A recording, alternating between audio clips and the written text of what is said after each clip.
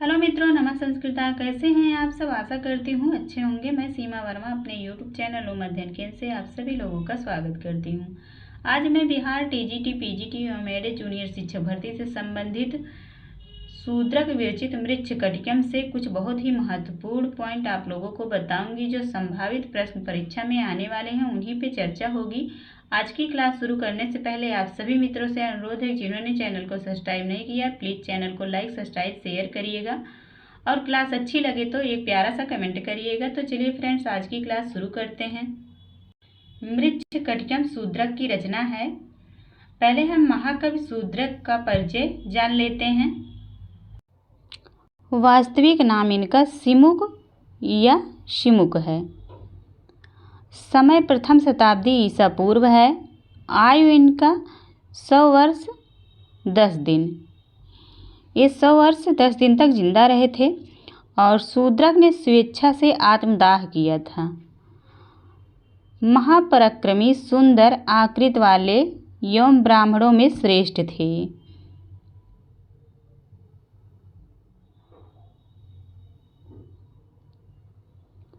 शूद्रक ऋग्वेद सामवेद आदि वेदों के ज्ञाता, गणित संगीत तथा हस्त विद्या में निपुण थे।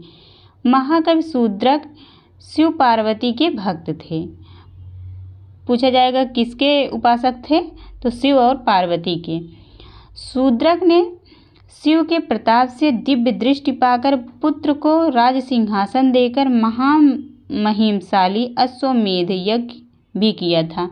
तो प्रश्न बनेगा कि शूद्रक ने कौन सा यज्ञ किया था, तो अश्वमेध नामक यज्ञ किया था। मृच्छकटिकम शूद्रक की एकमात्र रचना है। शूद्रक की केवल एक रचना मिलती है जिसका नाम मृच्छकटिकम है। शूद्रक प्रथम नाटककार हैं। पूछा जाएगा प्रथम नाटककार कौन है, तो शूद्रक, जिन्होंने तत्कालीन सामाजिक व्यवस्था को ही अपनी लेखनी का आधार बनाया था। इनकी रीति वैदर्भी है। इसके बाद हम मृच्छकटिकम का परिचय अब जानेंगे।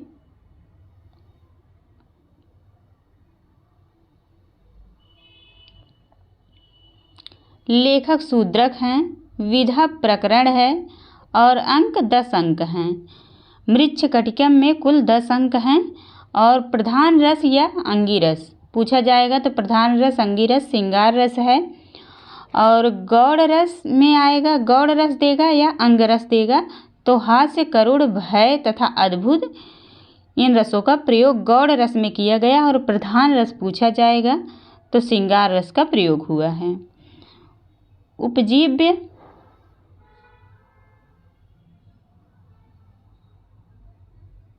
भासकृत दरिद्र चारुदत्तम, तो उपजीव्य दरिद्र चारुदत्तम है। और डॉक्टर कांतानाथ शास्त्री तैलंग के अनुसार गुड़ाढ़ की बृहत कथा में वर्णित गोपाल दारक तथा आर्यक के विद्रोह की कथा है। तो अगर पूछा जाएगा डॉक्टर कांतानाथ शास्त्री के अनुसार इस मृच्छकटिकम का उपजीव्य क्या है, तो गुड़ाढ़ की बृहत कथा माने हैं। कुल श्लोक संख्या पूछा जाएगा 380। मृच्छकटिकम में कुल श्लोकों की संख्या 380 है। नायक चारुदत्त हैं जो धीर प्रशांत नायक हैं। इसमें नायिका पूछा जाएगा तो कुलजा, धूता इसकी प्रमुख नायिका जो है धूता हैं। कुलजा इनका विशेषण है। जो कुलवधू होती हैं उन्हें जो है कुलजा कहा जाता है, जिनका मतलब जिसे घर वाले जो है शादी करके लेके आते हैं, तो पूरे परिवार की मर्जी से जो शादी होती है उन्हें मतलब कुलजा बोला जाता है। तो धूता के लिए कुलजा उनका विशेषण आया है और धूता नायिका मानी गई हैं। और वेश्या गणिका जो है वसंत सेना, ये प्रगल्भा नायिका है। तो दूसरे नंबर पे जो है नायिका वसंत सेना है। जो वेश्या रहती हैं, वेश्या या गणिका बोला जाता है उनको। अगर वसंत सेना के बारे में आता है तो कैसी नायिका है, तो प्रगल्भा नायिका हैं। इसके बाद प्रतिनायक पूछा जाएगा तो प्रतिनायक सकार है। अन्य पात्र इसमें आर्यक, सर्विलक, विट, सूत्रधार, नटी, रदनिका, मदनिका, धूता, चंदनक, संवाहक, रोहसेन आदि जो है इनके पात्र हैं। पात्र संख्या यदि पूछा जाता है तो 24 पुरुष पात्र हैं और 8 स्त्री पात्र हैं। सूत्रधार और नटी को छोड़ने पर 30 पात्र हैं। इसमें 30 पात्र स्वीकृत हैं। 24 पुरुष 8 स्त्री पात्र। मंच पर न आने वाले पात्र जूर्ण वृद्ध हैं, पालक हैं, रेभिल हैं और सिद्ध, ये चारों जो है मंच पर नहीं आते हैं। तो अब मृच्छकटिकम के अंकवार श्लोक जान लेते हैं। अंक है, अंक का नाम है और श्लोक है। प्रथम अंक में अलंकार न्यास है जिसमें 58 श्लोक हैं।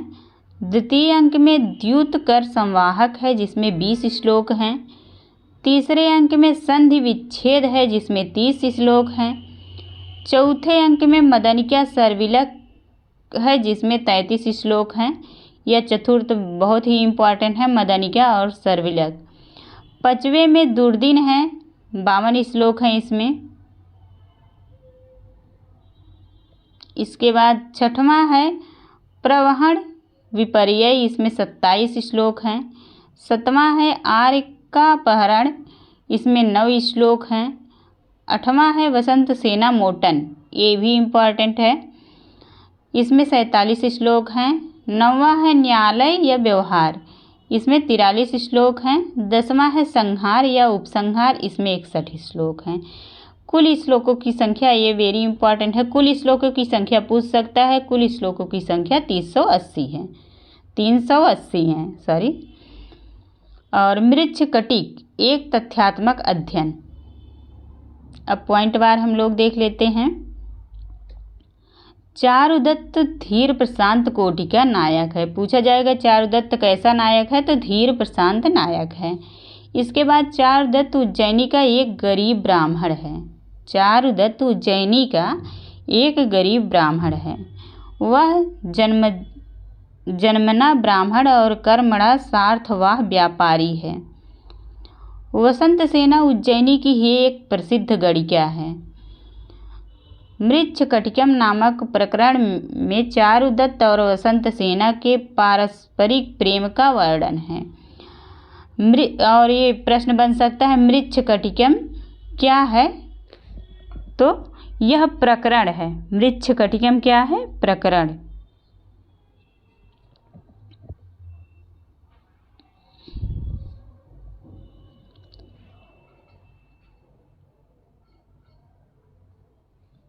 इसके बाद धूता चारुदत्त की विवाहिता पत्नी है। यहाँ पे दिया गया है धूता जो है वो चारुदत्त की विवाहिता पत्नी है। और इसके बाद चारुदत्त और धूता के बच्चे का नाम रोहसेन है। रोहसेन कौन है, चारुदत्त और धूता का बच्चा है। मैत्रेय इस प्रकरण का विदूषक है। पूछा जाएगा मृच्छकटिकम का विदूषक का नाम क्या है, तो मैत्रेय। वह जाति से ब्राह्मण तथा चारुदत्त का परम मित्र है। अगला पॉइंट है सकार राजा का पालक का साला है। सकार जो है वो राजा पालक का साला है तथा वसंत सेना से एक तरफा प्रेम करता है।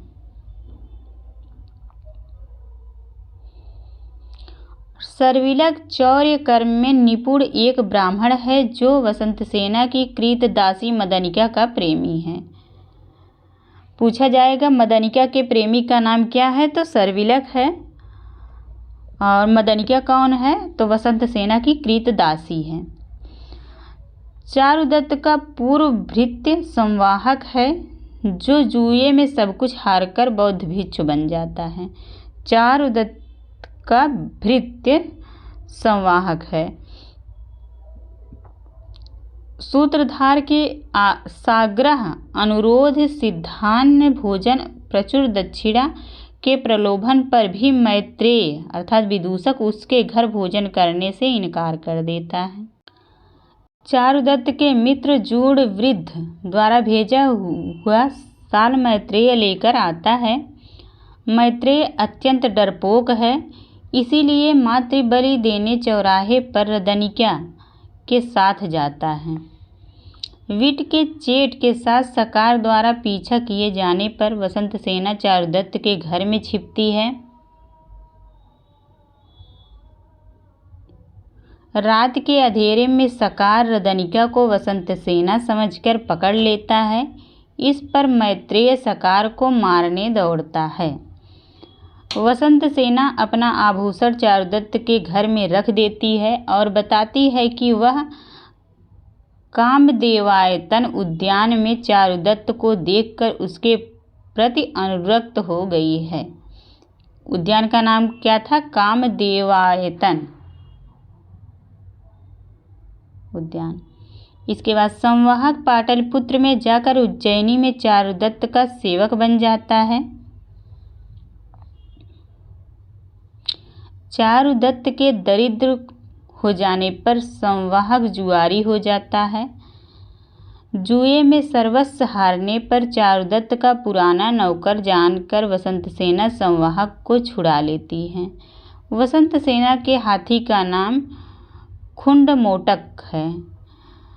वसंत सेना के हाथी का क्या नाम था? तो खुंडमोटक। ये भी इम्पोर्टेंट है।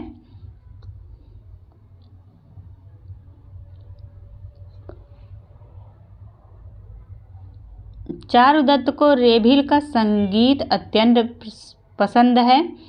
सर्विलग चारुदत्त के घर में सेंध काटकर वसंत सेना के रखे हुए गहने चुरा लेता है और अपनी प्रेयसी मदनिका को गुलामी की जंजीर से छुड़ाता है। धूता अपने पति चारुदत्त को चोरी के कलंक से बचाने के लिए अपना रत्नावली नामक आभूषण वसंत सेना के पास भेजती हैं।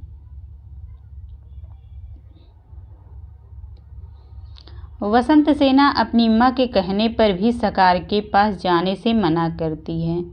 राजा पालक द्वारा आर्यक को बंदी बनाया जाता है। अपने मित्र के बंदी बनाए जाने पर सर्विलग मदनिका को रेभिल के घर पहुंचाकर स्वयं आर्यक को छुड़ाने जाता है। अब वसंत सेना धूता के आभूषण को मैत्रेय द्वारा वापस कर देती है।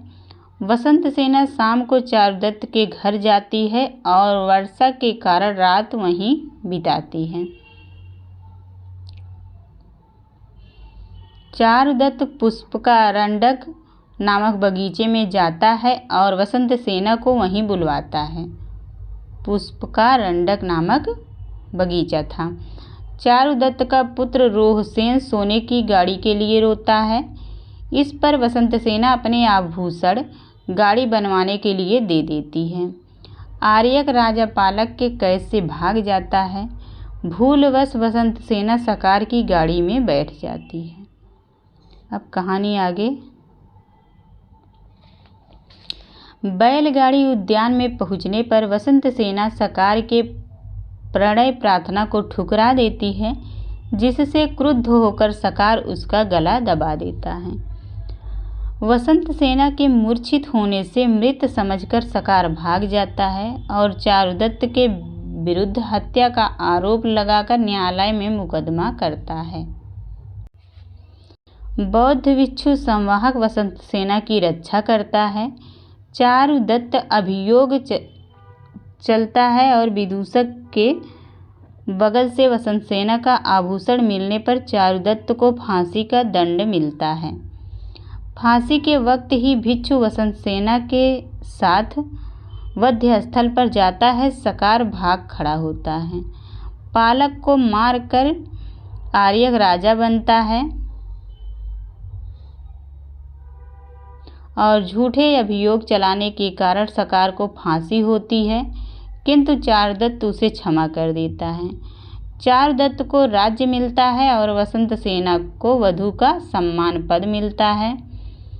भरतवाक्य के साथ प्रकरण समाप्त होता है। मृच्छकटिकम का अर्थ है मिट्टी की गाड़ी। मृच्छकटिकम का अर्थ क्या है? मिट्टी की गाड़ी।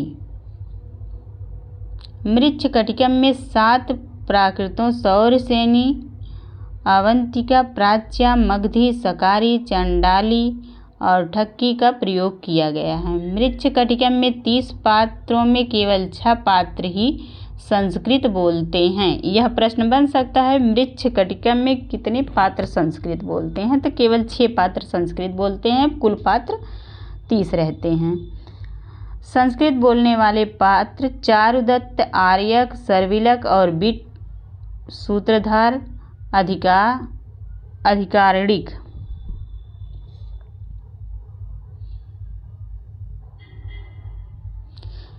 यह प्रगतिवादी एवं समाजवादी रूपक है। इसमें शोषित, दलित एवं अपेक्षित वर्ग का सहानुभूतिपूर्ण चित्रण किया गया है। जुआ खेलने वालों का प्रमुख सभिक है। इसमें वैदर्भी रीत अपनाई गई है। कौन सी रीत है? तो वैदर्भी। कहीं कहीं गौड़ी रीत का भी प्रयोग मिलता है। निम्न कोटि के पात्रों की संख्या अधिक है। सकार की बहन राजा पालक की रखैल है।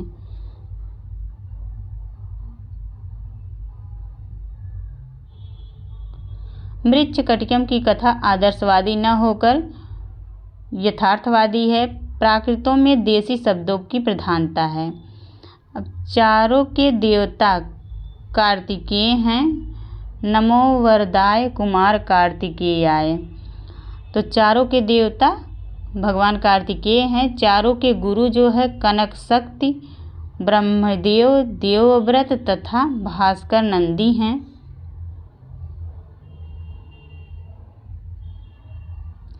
पूछा जाएगा सर्विलक के गुरु कौन है? तो योगाचार्य हैं।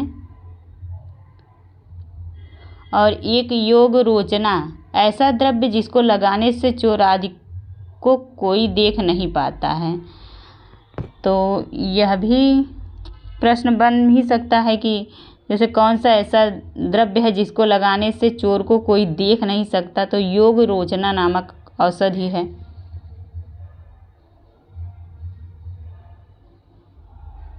अब यहाँ से मृच्छकटिकम के अंकवार प्रमुख घटनाएं दी गई हैं। प्रथम अंक में अलंकार न्यास है।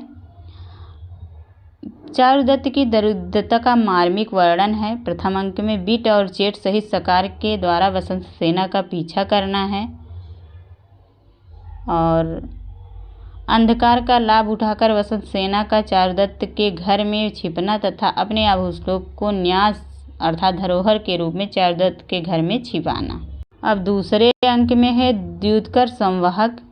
चारुदत्त के पूर्व सेवक संवाहक का दूत में ऋणी होकर वसंत सेना के पास आना तथा वसंत सेना के द्वारा उसे ऋणा मुक्त करना। जुआरी संवाहक का बौद्ध भिक्षु बन जाना। वसंत सेना के मत्त हाथी का संवाहक आक्रमण करना। सेवक द्वारा संवाहक की रक्षा करना तथा पुरस्कार के रूप में चारुदत्त अपनी बहुमूल्य चादर सेवक को देता है। अब तीसरा अंक है संधि विच्छेद। तीसरे अंक का क्या नाम है? संधि विच्छेद। चारुदत्त के घर में सेंध मारकर सर्विलक द्वारा वसंत सेना के आभूषण चुराना। चोरी हुई आभूषणों के बदले चारुदत्त की पत्नी धूता द्वारा अपनी बहुमूल्य रत्नावली नामक रत्नमाला का दिया जाना। इसके बाद चतुर्थ अंक है मदनिका सर्विलक। चतुर्थ अंक का क्या नाम है? मदनिका सर्विलक। सर्विलक द्वारा चोरी के आभूषण से अपनी प्रेयसी मदनिका को वसंत सेना के घर से मुक्त कराना तथा वधू के रूप में स्वीकार करना। सर्विलक द्वारा अपने बंदी मित्र आर्यक को छुड़ाने के निमित्त जाना। रत्नमाला को लेकर गए विदूषक द्वारा वसंत सेना के विशाल भवन का अवलोकन करना। इसके बाद पांचवा अंक है।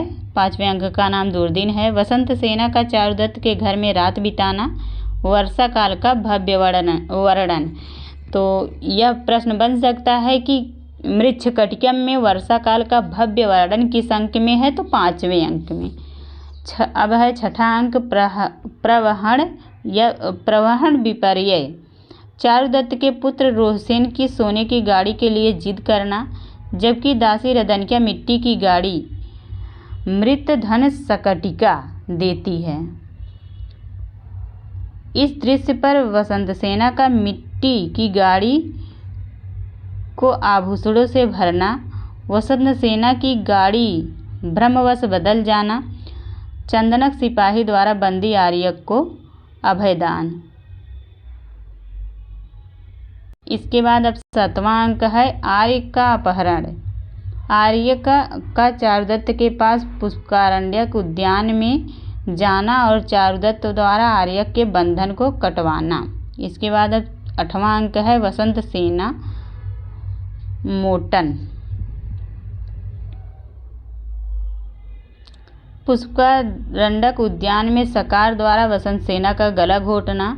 वसंत सेना को मृत समझकर सकार द्वारा चारुदत्त पर झूठा अभियोग चलाने के लिए न्यायालय जाना। बौद्ध भिक्षु संवाहक द्वारा वसंत सेना को उपचार हेतु बौद्ध विहार में ले जाना। अब 9वां अंक है न्यायालय।